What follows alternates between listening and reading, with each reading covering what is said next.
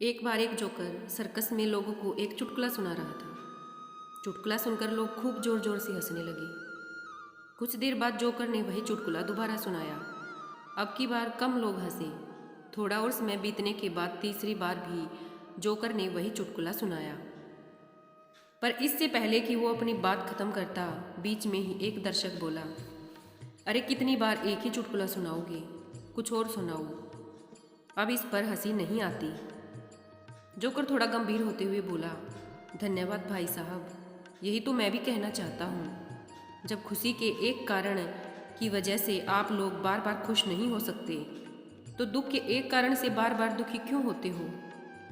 भाइयों, हमारे जीवन में अधिक दुख और कम खुशी का यही कारण है। हम खुशी को आसानी से छोड़ देते हैं, पर दुख को पकड़ कर बैठे रहते हैं।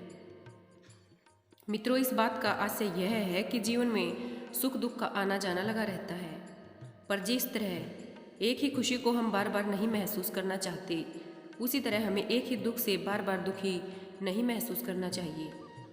जीवन में सफलता तभी मिलती है जब हम दुखों को भूलकर आगे बढ़ने का प्रयत्न करते हैं। धन्यवाद दोस्तों। इसी तरह एक और कहानी है। दास प्रथा के दिनों में एक मालिक के पास अनेकों गुलाम हुआ करते थे। उन्हीं में से एक था लुकमान। लुकमान था तो सिर्फ एक गुलाम, लेकिन वह बड़ा ही चतुर और बुद्धिमान था। उसकी ख्याति दूर दराज के इलाकों में फैलने लगी थी। एक दिन इस बात की खबर उसके मालिक को लगी। मालिक ने लुकमान को बुलाया और कहा, सुनते हैं कि तुम बहुत बुद्धिमान हो। मैं तुम्हारी बुद्धिमानी की परीक्षा लेना चाहता हूँ।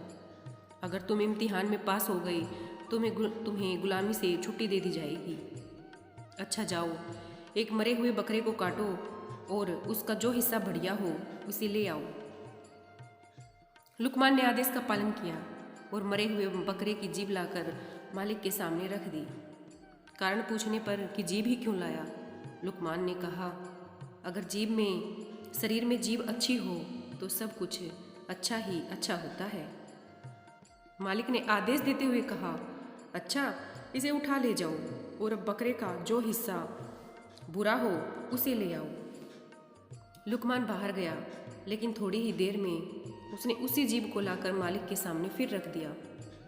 फिर से कारण पूछने पर लुकमान ने कहा, अगर शरीर में जीभ अच्छी नहीं तो सब कुछ बुरा ही बुरा है। उसने आगे कहते हुए कहा कि मालिक, वाणी तो सभी के पास जन्मजात होती है, परंतु बोलना किसी किसी को आता है कि वह क्या बोले, कैसे शब्द बोले, कब बोले। इस एक कला का हुनर ही कम ही लोग जानते हैं। एक बात से प्रेम झरता है और दूसरी बात से झगड़ा होता है। कड़वी बातों ने संसार में न जाने कितने झगड़े पैदा किए हैं। इस जीभ ने ही दुनिया में बड़े बड़े कहर ढाए हैं। जीभ 3 इंच का वो हथियार है जिससे कोई 6 फीट के आदमी को भी मार सकता है, तो कोई मरते हुए इंसान में भी प्राण फूंक सकता है।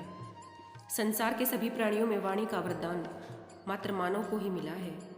उसके सदुपयोग से स्वर्ग पृथ्वी पर उतर सकता है और दुरुपयोग से स्वर्ग भी नरक में बदल सकता है। भारत के विनाशकारी महाभारत का युद्ध वाणी के गलत प्रयोग के कारण ही हुआ था। मालिक लुकमान की बुद्धिमानी और चतुराई भरी बातों को सुनकर बहुत खुश हुए। आज उनके गुलाम ने उन्हें एक बहुत बड़ी सीख दी थी। उन्होंने उसे आज़ाद कर दिया। मित्रों, मधुर वाणी एक वरदान है जो हमें लोकप्रिय बनाती है। वही कर्कश या तीखी बोली हमें अपयश दिलाती है और हमारी प्रतिष्ठा को कम करती है। आपकी वाणी कैसी है? यदि वो तीखी या सामान्य भी है तो उसे मीठा बनाने का प्रयास जरूर करिए। आपकी वाणी आपके व्यक्तित्व का प्रतिबिंब है, उसे अच्छा होना ही चाहिए।